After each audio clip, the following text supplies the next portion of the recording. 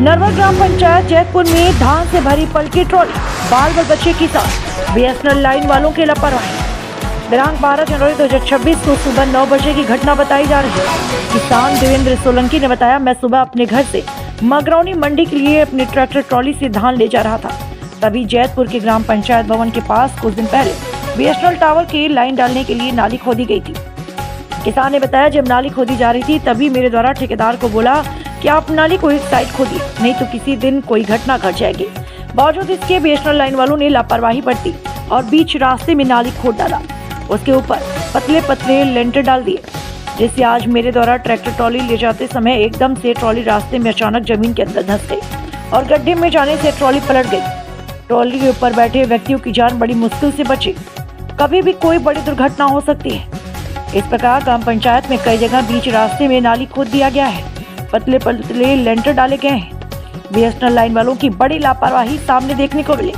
किसान ने कहा, यह लापरवाही आने वाले दिनों में कोई न कोई बड़ी दुर्घटना का कारण बन सकती है। ऐसे लोगों के ऊपर कठोर कार्यवाही होनी चाहिए। नरवर से कृपाल सिंह सोलंकी उद्घोष में। क्या नाम है आपका? मेरा नाम देवेंद्र सोलंकी है। कहाँ से हो आप? ग्राम किशनपुर, ग्राम पंचायत जैतपुर से।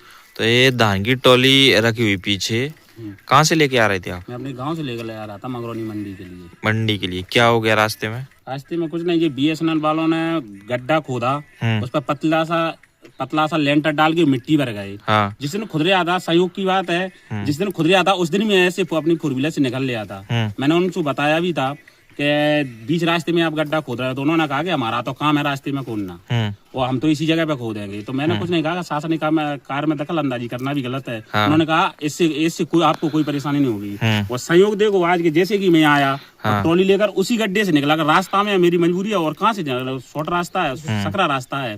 तो और कुछ लोग ट्रॉली पे बैठते भी थे जो दूर आकर गिरे।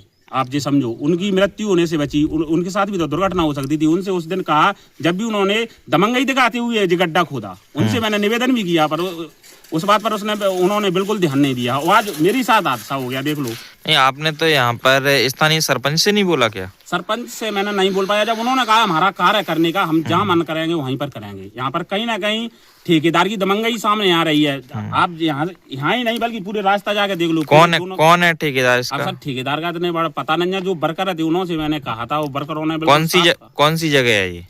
जैतपुर पंचायत के यहाँ पलटी है, पंचायत भवन के पास ही है। हाँ, और उन्होंने उस दिन भी मैंने कहा, उस दिन भी उन्होंने ऐसा भी किया जैसे कोई दमंग आदमी बात करता है। तो मैं अपनी कार से चला गया। रोक के बता देना।